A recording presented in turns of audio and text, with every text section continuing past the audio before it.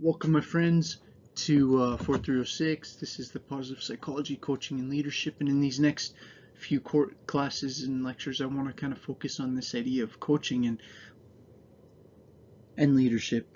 Because again, a coach, a leader, we're talking about these principles of, because at a certain point, yeah, coaching has a lot to do with like the X's and O's of running plays and designing different strategies. And I love that side of it too. But there's also this very human component of like, how do you actually like inspire people, and how do you understand motivation, and how do you actually create teams full of people that actually care about each other, especially in a world that seems to not care about each other, and how do we actually create meaningful growth promoting team-based environments. Coaching character. Grab a coffee. Hope you're doing well, and yeah, let's get into it. So there's a lot of different ways you could approach a topic like coaching, and there's a lot of different resources you could look at, or people you could study. And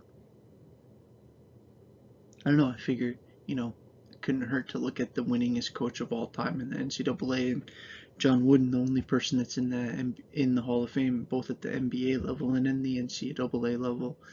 And he has these 12 lessons, or these 12 points, that if you understand these, they're actually the essence of building any successful team. This is actually a leadership game plan for success. And again, I think I have the link to the stats if you download the presentation, if you're interested, and if you're into sports, you should look at his stats.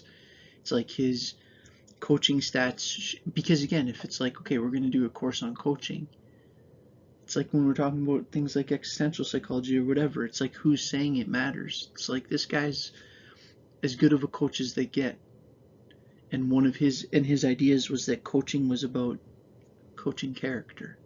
It wasn't about it was about all like the game plan and the out of bounds plays, and like basically just like all like the technical parts of coaching. But you're coaching human beings that have emotions and feelings and ups and downs and highs and lows, and that get embarrassed and that get excited and that have all these different variables at play.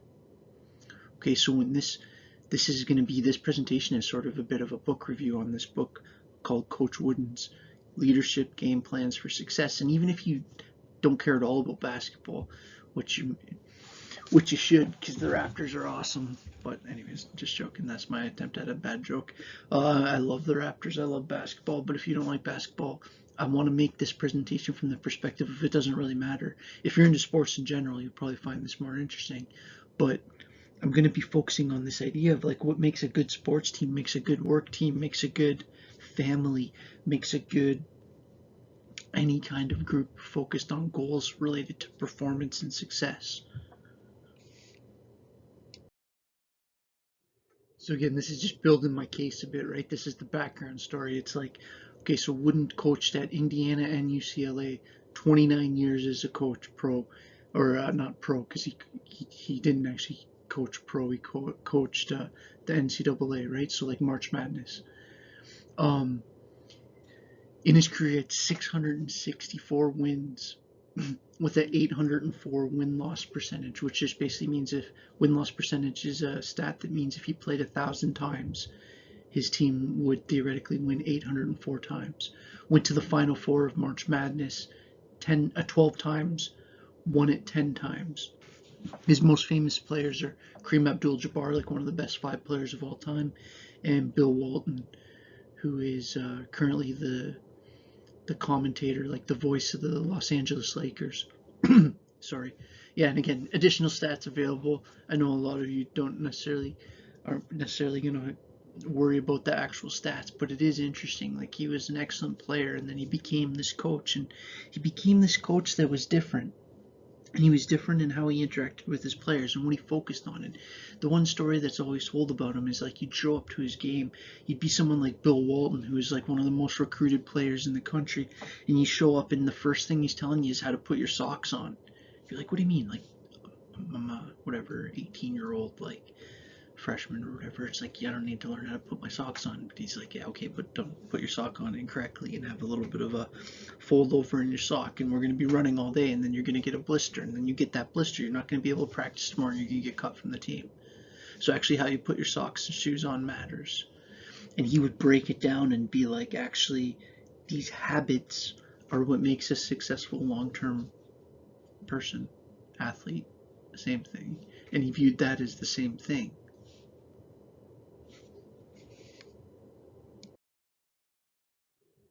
So he was also, John Wooden was famous for like sayings that you might have even heard, like, um, be fast but don't rush. That's an awesome saying. That's such an awesome saying. Be fast but don't rush. Don't be so fast that you make mistakes. Seek opportunities to show you care. The smallest gestures can make the biggest differences. And it's like, that's an interesting one too. But I just wanted to make this point that like he coached to the person's soul almost, not to, he didn't just view them as a basketball player, he viewed them as an emerging, developing person who, if treated like that, it's like almost the zone of proximal development idea, if treated like that, could reach higher levels of performance. He was very aware of the learning environment. And this is where coaching has a lot to teach. Like, say that some of you are maybe going to be future teachers or future educators or future people in the field of psychology, whether as therapists or as researchers, and it's like you can learn from a lot of different places. There's a lot of different, and professional sports is one because it's such a high intensity environment. And again, I keep saying professional sports, and I realize that he's this technically an amateur coach like NCAA, but still professional. He's as professional as a person is when it comes to the real meaning of the word. So here's the Wooden's Pyramid of Success, and I have a link to it. And I love that the one lady in there was saying, like, wouldn't it be amazing if we could share this pyramid of success more broadly? And it's like, if this is the first time you've heard of it, it's like, think how interesting this is. Okay, so this is a guy that through his entire career, it's like, John Wooden reminds me so much of my grandpa. It's hard not to transfer there because it's like he just sounds like the same kind of person and they make the same kind of points. And I want to try to explain the depth of this, right? And you've heard me make rants like this if you're in my developmental psych class, that like it's easy to underestimate a model. What a model's trying to do is like give you a whole theory and a picture almost. And I would love to someday, I don't know if any of you are awesome at art, like it'd be awesome to someday get this made into a poster.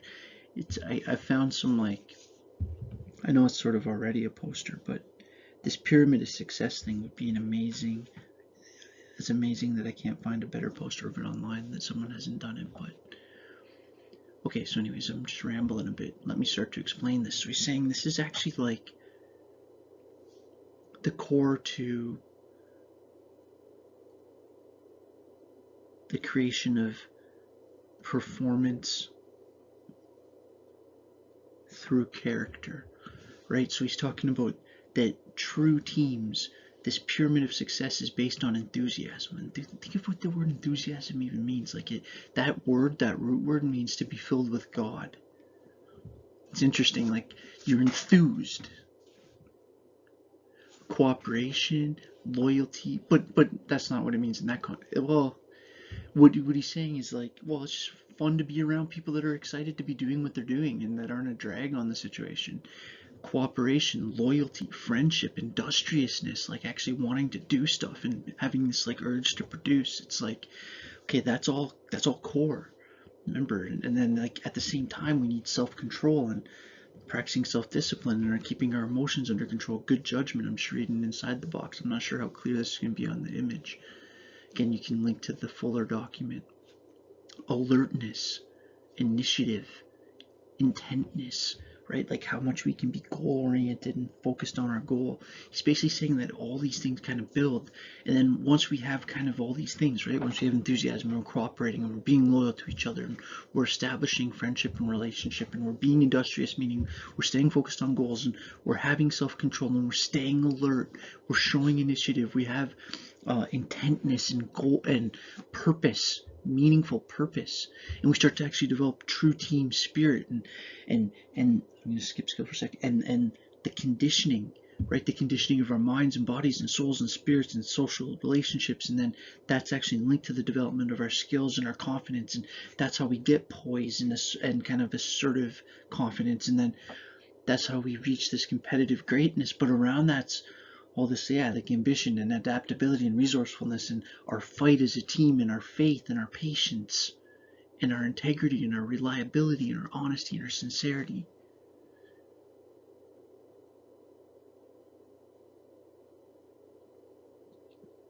I hope that was kind of good. That was like a freestyle rant to explain that, but I think you kind of get the point. He's saying like this is actually what this model right here is exactly what this the secret of kind of sports psychology is, and I would have to agree. He says patience is a shield.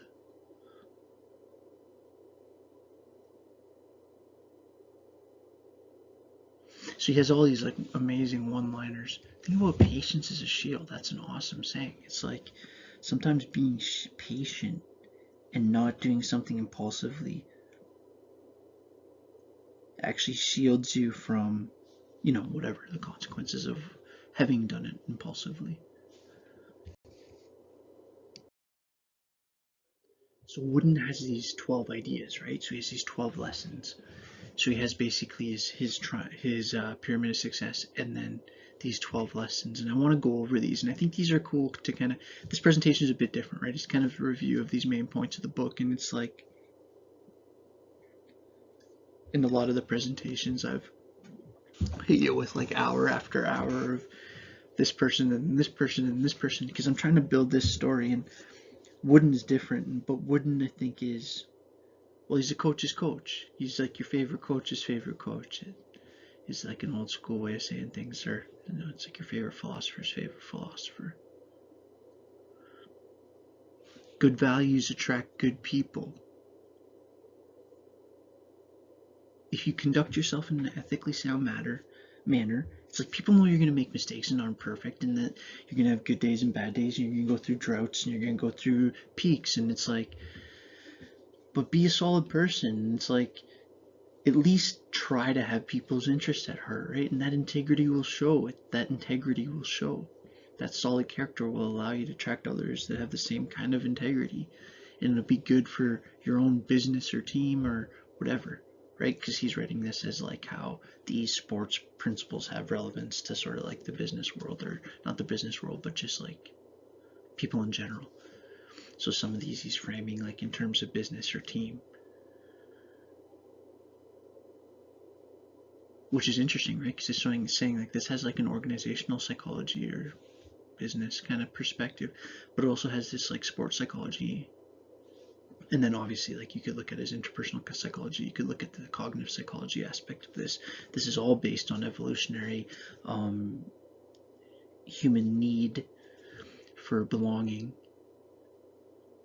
So it's like it's just what level of analysis. These are all developmentally relevant processes. So it's like a full spectrum of psychology. It says relevance to clinical psychology too. Right? It's like, it's not like if the quality of person you are at a character level as a therapist doesn't matter. Of course it matters. All right. So this picture gets me. It's like I just kind of touched up this presentation, so I saw it was here, but then to actually talk about it, it's like that's my 5-year-old, but obviously she's not 5 there.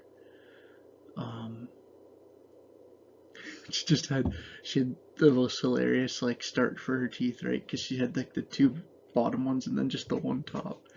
She was like, oh, she was such a fun kid. She's still fun. This is a slide that, like, I don't know, now I'm like,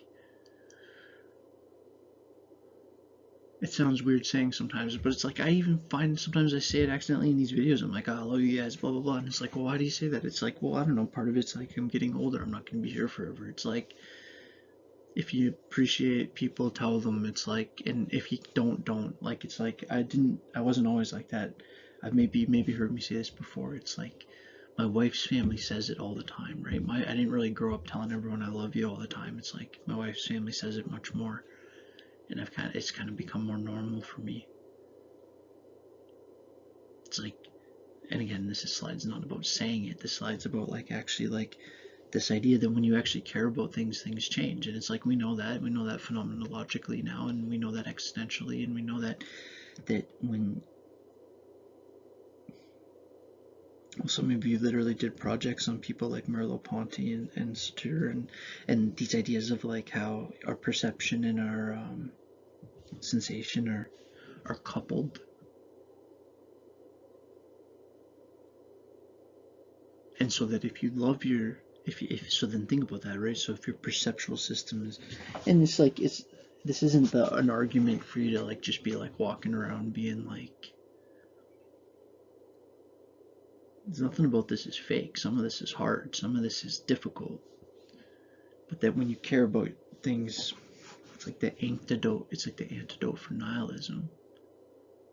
When you start truly caring for other people and become concerned for their success, even if you have to like, see, it's like you don't care about the people you work with, and you're like, okay, well, my work would be better if I actually did care about them. But and maybe you struggle for it. Maybe you act like, okay, so what if I did care about them? How would I act differently if I did?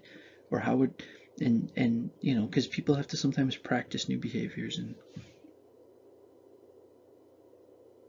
it is you're powerful people. You can transform your social environments. You're a powerful catalyst. Especially, you don't have to advertise it too. It's like your ability to affect change in your environment is greater the less people know you're trying to affect change in your environment. When you start to truly care for other people and become concerned about their success, you make life-changing transitions in your business and in your life. The idea is at the very essence of servant leadership, and you'll see astounding results in your relationships with others because of your new focus.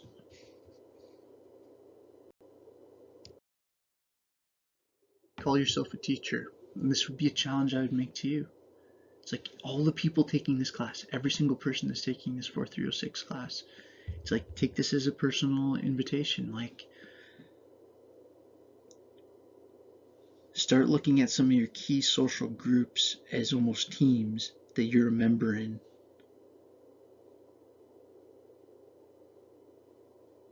Everybody's dealing with stuff. How can we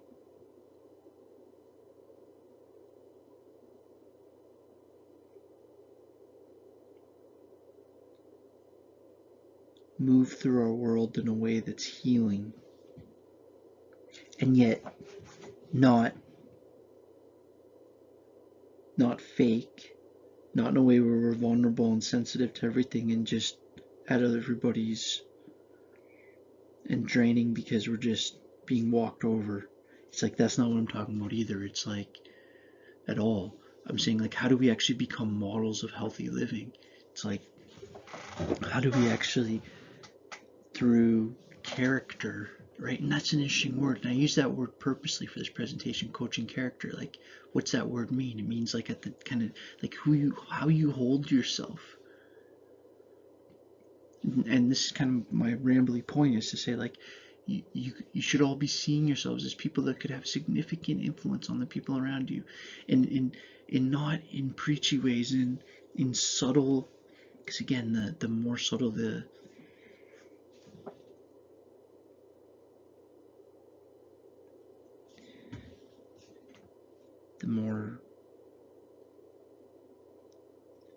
more you can do it naturally, and the more you can actually do it because you actually care about people. I'm not talking about strategies for manipulation or something like that. I'm talking about actually leading people towards, or just being the type of person that makes the situation that you walk into better.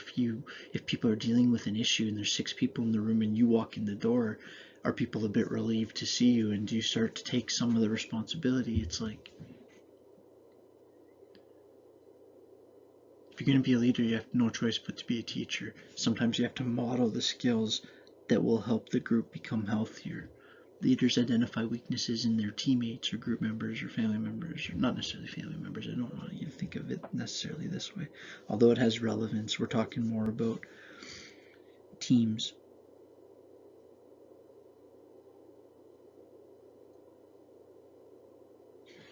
it's interesting about how it relates to families, because there's just so many additional dynamics at that I want to be a bit more careful with my language of just applying everything to everything. Because although there's like correlation, they're not the exact same. Leaders empower those around them to be more than they could have been by themselves, which is like Vygotsky, totally, right? That's the zone of proximal development. Here's a tough one. So I used a nice funny picture, right, from Inside Out. Epic movie, great movie for kids about to talk about emotion. Um, Emotion can be the enemy, right? It can, remember that quote from before, that patience is like a shield. It's like emotion is can be the enemy, because we all have bad days. Everyone gets frustrated. Leaders sometimes, here's the thing too, it's like if you're going to be in a leadership position, it's really important that you have someone probably not associated with that same organization that you're able to vent with in confidence, right? Like, it's Freud said, even like the best therapists need therapists. It's like you need to process stuff so that when you're with your team, you're in your best position. Leaders find someone to vent with in confidence and then put their game face on to motivate their team. Like, this is especially it, and it's not being fake. It's like putting on a game face isn't necessarily the same as being fake. What am I trying to say here? Sometimes other people are nervous. Sometimes you can help people by showing confidence. My buddy Pete Sacramento, I don't know why, but he's jumping into my mind, because like, if he showed up to soccer and we're sitting there and the game's about to start, and he had a tendency to come late, but like, he was really good. And if he would get there, it's like everyone on our team was like, oh, Pete's here. Oh, that's awesome. It's like everyone's like a little bit less nervous, because like he was good, and he kind of made everyone else better, and he just kind of gave people confidence. He's like one of my best friends, but he was like one of our best players.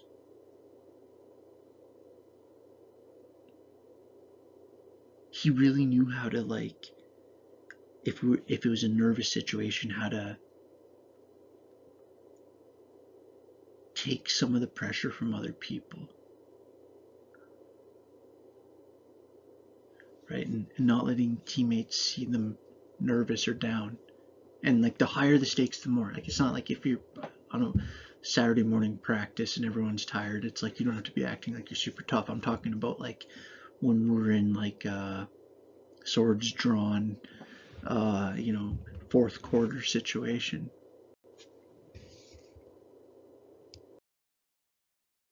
So now this saying is a little bit more basketball specific, but it's like anything. It's this idea of like 10 hands, takes 10 hands to make a basket, and that just means because like a basketball team has 5 players, 2 hands a player, 10 hands. It basically means like it takes the whole team working together to succeed.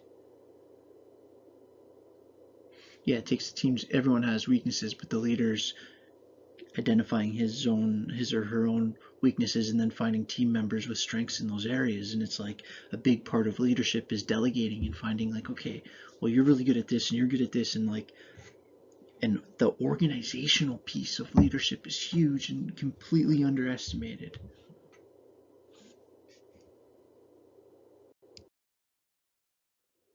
So yeah, sorry, I didn't really finish my point on that last slide, but yeah, the organizational piece of leadership is completely underestimated, right? It's like sometimes leadership is, well, it kind of gets to this big question, right? Sometimes leadership is having the plan, leading that way. But it's like sometimes people need emotional leadership, right? And sometimes people need confidence leadership. And sometimes leadership is going first. And sometimes leadership is understanding that it's not a great time for you to not be confident because other people aren't confident, and actually there's huge value in you displaying authentic courage.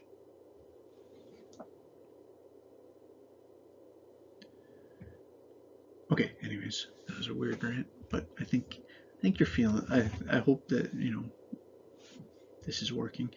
So anyways, number 6, little things make big things happen, which is like, it sounds like almost like a Winnie the Pooh sentence, but again, Winnie the Pooh, It's like I'm not going to be sitting here dissing Winnie the Pooh. My daughters have Winnie the Pooh posters in their room. It's like there's some epic lines from Winnie the Pooh. Success is the accumulation of a bunch of little things. Like, it's so true. It's just like this idea of habit, habit, habit. Human beings are habit creatures. You're gonna have habits. You're gonna copy habits of other people. That's just what human beings do. Now, the differences between people are how healthy are those habits that you copy. Right? Are you able to copy habits that are health promoting? And if you can establish these patterns, right? And if you can establish patterns, and I'm not just talking about like things we typically think is health promoting, like maybe like nutrition or like working out, or like even I'm talking about the kind of some of the holistic stuff that I'm going to ask you to look into for the next assignment, like things like mental health related things and just practices and things that you do in your life that are associated with just stability and resilience and I don't know, like long-term positive outcomes. Focus on doing the little things right every time, and the big things generally take care of themselves, right? There's like this old financial saying that's like, take care of the pennies and the dollars take care of themselves. And it's like, well, what's that mean? Is that like, if you take care of like the little things, you're kind of also taking care of the big things because you're not letting things spiral out of control. Make every day your masterpiece is lesson number 7. I know, I understand. I tried to say that kind of, I don't know, in a funny way or whatever, because I know that that sounds like a little bit like a Hallmark card or something, but it actually is not, because what he's actually saying is like, okay, think about like a masterpiece as like your best drawing you've ever done, and that might actually be today, and it doesn't matter if yesterday was a bad day. It doesn't matter if yesterday was a great day. It's like at a certain point it's over, and we need to focus on today, and we need to focus on making today good. It's like maybe you lost the game last night. It's like, okay, well now it's the next day, and it's like, well, let's have a good practice today. Let's get back on pace. It's like you have the ability to either progress or regress. I said that weird, but and the decision is yours. If your aim is to make the best of each day and every day, you'll be in a better frame of mind to attack the various obstacles that may pop up at any given time. That's sort of the thing, right? It's like, and this is tough, and it's like I'm bad at this sometimes too. It's like it's not like I'm like perfect at letting things go, right? But at a certain point, especially as a team, it's like, why is a pro sports team that has a really bad loss, like it's best if you're a coach and your team has a really bad loss, you hope that you have another game really soon. You don't want to have a long gap for your next game and then let everyone just dwell on how bad that thing was. It's like the old saying of getting back on the horse like as fast as possible. Each day has a new opportunity, right? And it's like, this is also just like a kind of call for mindfulness. It's like an earlier saying of like, we have this tendency to worry about what's coming or what just happened, and it's like, no, control what you can control, work on today, make today a good day, and trust that if you keep doing that, right, it's this last point, right, that like little things make big things. So this is an interesting point where he says that like the carrot is mightier than the stick. What he means by this is that like, if you think of the carrot, so this is like a reference to like a donkey, right? That a carrot, you could either hit the donkey in the butt with a stick, or you could put a carrot in front of it, right? And one's like, you could, to make it go forward, right? So it's basically saying like a reward versus a punishment, and the idea is that people respond more quickly to rewards than they do to punishments. People, and one of the reasons is because, and I guess punishments can be various too, but rewards can be a variety of things, right? They don't necessarily have to be like something like money or that kind of thing. It can be social status. It can be all kinds of things. It can be just and not necessarily even social status. It could be like, although that definitely is a reward in all kinds of situations. It could be the feeling of being on a team that's actually doing something that matters. That's an incredibly rewarding feeling and experience. It's intrinsically motivating. Something we'll get a little bit more into in the other presentation. I know that you probably know what that term means, but I'm going to be looking at that in relation to sports a bit. or in relation to performance. People love to feel appreciated and cared for, and a leader can develop extreme intense loyalty simply by making people feel like they're an integral part of a team. And not just, this is the thing though, it's like not just if they feel it, but if they actually are. And they play an important role in the overall group success. Punishment and discipline may be necessary at times, but a proper reward system will reduce the instances when punishment is necessary. That's definitely true. As a leader and a coach, you're going to get higher levels of performance from people the more that they feel like they're a part of what's going on, the more that they feel. Sometimes you catch me at the beginning of the slide forgetting to take the headphones off. It's because I was like, obviously, I was like proofing the slide before, making sure the audio is decent. Again, I hope you're not getting sick of like this like background celestial white noise, which is my go-to. But it beats the hum, I think. Okay. And again, maybe by my next course I'll figure out the tech of, I can't figure out how to make that hum not do it. I don't even know where it's coming from. It makes me frustrated. Anyways, I won't talk about it. The more that you can make in your situation, the more that you give people an ability to see themselves in more successful versions of themselves, the more you're almost like, and this is the thing I'm saying is like, especially for a lot of you, like when you're in your own social worlds, don't underestimate how much like you speak into other people's views of who they are. People have to believe they have a chance at success. Not everyone has the ability or the strength to remain positive and persevere. Oh, man. And just think of in today's time, not everyone has the ability and the strength to remain positive and persevere. It's the leader's responsibility to help them visualize what success would look like, what health would look like, what being in a better relationship would look like, what being in a better state of mental health and self-talk would look like, what more healthy patterns of behavior and habits would be, and not by like being preachy. That's the other thing. It's just like, it's because you teach people nothing through embarrassment, right? It has to be, again, in a context of where people feel like you actually care. It's like completely different. That's why these topics of like authenticity and integrity are important, because if you come across as fake, none of this works. You can't be a fake coach. I guess you could, but again, it's like, it's too hard. It's like, and too hard, I just mean it's like, because being a coach is,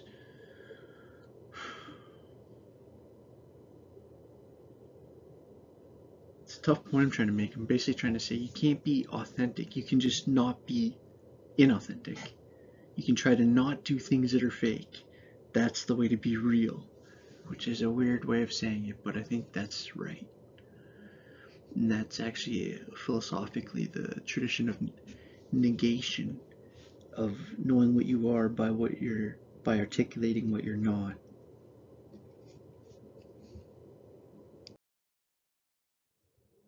Human beings can make dramatic changes. You've all seen movies of people that have went through major changes, and again, movies are in a way sort of like modern archetypes. They're like stories of condensed reality, right? Like, oh, this is why so many people relate to some movie or something. It's because it's sort of like things that a whole bunch of people go through, and that's kind of like, my point is that things change all the time. Things are constantly changing. We all have the ability to change, and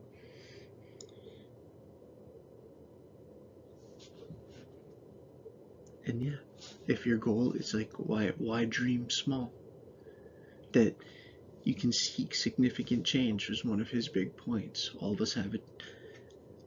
We have to change regardless of our chosen path, and we're gonna. And that's kind of like what I was saying before. Like, you're gonna copy habits. You're gonna follow people. You're not follow people. I mean, but you're gonna have role models, whether you consciously or unconsciously. And you're gonna. So it's again the quality of the role model, the quality of the habits being copied, become definitional.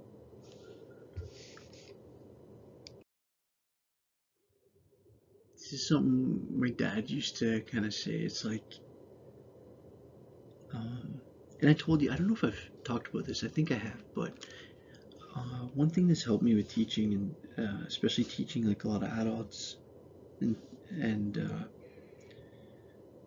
has been I grew up like in a smaller town, St. Clemens, and I was playing like I grew up in Kitchener, but then I'll just say this real quick. I grew up in Kitchener until about almost near the end of grade 7, and then my family moved out to the country to St. Clemens, and then I lived there until like the end of high school, and eventually once I like got married and stuff, I moved back to Kitchener. And my parents still live out in the country, Heidelberg, which is just down the road from St. Clemens. It's like maybe my parents live about 15 minutes away, just outside of Kitchener. Anyways, that a long way of saying like, oh yeah. So growing up, I played on the men's team, soccer, and coached the women's team, and I learned a lot from both that. But the women's team is, I should mention too, that like the men's team was like all my buddies, and the women's team was like my sister's team and like all her friends, and who were like kind of our friends too. Like we're all kind of a social group at the time. And so like, and still today, some of my friends are still people from those groups.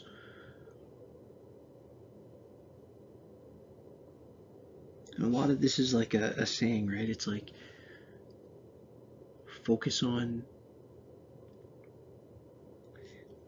playing the game right, and the score takes care of itself. And it's like that's like super important for you as students, right? It's like, especially in a time like now where you're probably like really overwhelmed with work, and I say that out of love. Like it's like I understand what it's like to be overwhelmed as a student. I was at Waterloo for a very long time, and I understand what theses are like and comprehensives are like, and I understand what end of term exams are like. And I'm not trying to. I'm just saying I can empathize. I can understand that it's hard. And sometimes you have to just focus. My grandpa used to say, like my grandpa that's passed, he used to say that like, um, don't analyze your life if you're having a bad day. And I think that's an amazing saying. It's like, if you're having a bad day, everything's terrible, right? Your relationship stinks. It's like your house is, everything's a problem, like you hate your work, everybody's annoying. It's like, and then all of a sudden you're having a good day and things don't seem as bad. It's like, so sometimes it's important to like, it's not always the time to analyze everything. Sometimes you have to keep your head down and do the little things well and chip away at things and kind of trust that things take care of themselves. And oh yeah, that was the quote I was going to say, is like, play the game well and the score takes care of itself. Don't sit there staring at the scoreboard hoping that things just work out to your desired outcome. It's like, the process is what makes the outcome. If you do this for a reasonable period of time, you'll be amazed how far you'll come. If you just kind of like, this is true whether you're talking about any kind of like development, it's like, if you just focus on what's the developmental process, and you focus on that process, he's basically saying lose some of the attachment to outcome. And that's actually a way to have better outcome. It's one of these counterintuitive points where it's like where Viktor Frankl said Maslow's idea of self-actualization was right, but he was missing one point, that actually the only way you can self-actualize ever in life is if you actually transcend yourself. You can only become your fullest self if you can't try to do that. You have to almost get to a point where your identification with ego is, I just stumbled myself into a difficult point to make, but that you basically have to get yourself to a point that your identification with ego is to a point where you can see that ego is persona and not self, and then yourself is actualized.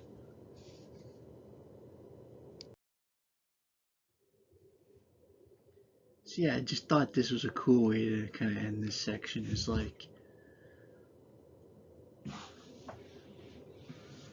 well, Hercules is an awesome story. It's like maybe one of the most classic hero stories, right? And heroes is a myth, and it's like,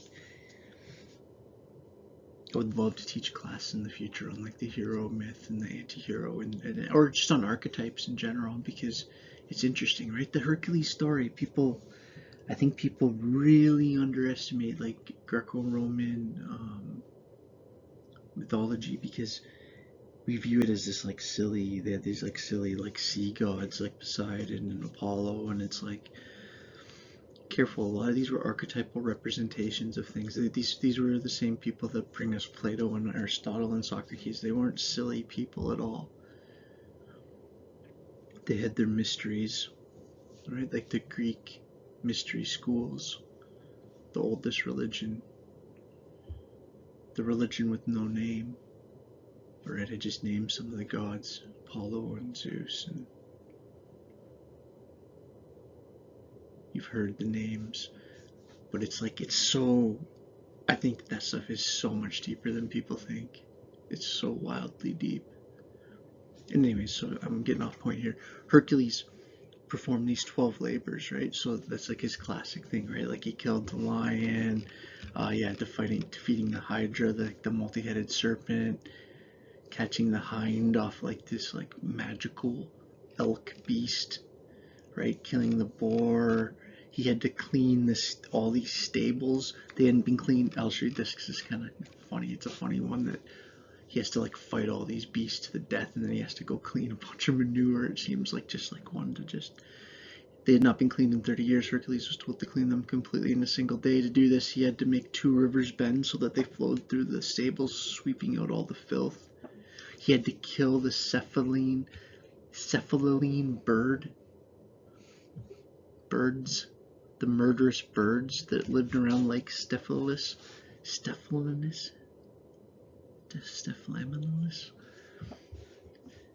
That's a tough word. Stymphalos. Their claws and beaks were sharp as metal, and their feathers flew like darts. That's awesome. Their feathers flew like darts shot. Hercules scared them out of their nest with a rattle and then killed them with poisoned arrows he made from the Hydra's blood that he had previously killed. The Hydra, the multi-headed snake or serpent, depending on what we're talking about. With Hercules, it's a sea monster. Right, he killed the Cretan bull, but Hydra just means multi-headed serpent. Killed the horses of King Diomedes, leader of the the Bistones, fed his bloodthirsty horses on human flesh. He fed his horses humans. Yeah. Hercules and his men fought and killed, and then fed the king to his horses. Yikes.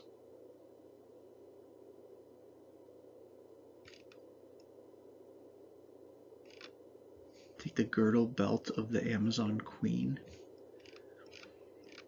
Capture the cattle. Oh man, that accidentally like cut out, but you're probably like, oh thank goodness, because I was on quite the Hercules rant there. But I didn't even read the slide, but it was basically just saying make adversity your asset. And my point I was making with Hercules and going on the long rant is like, what made Hercules was those trials. It's like, that's why in the story, that's why he was the hero. That was his hero's journey. It's not the hero's journey without adversity. Right? Quick overview.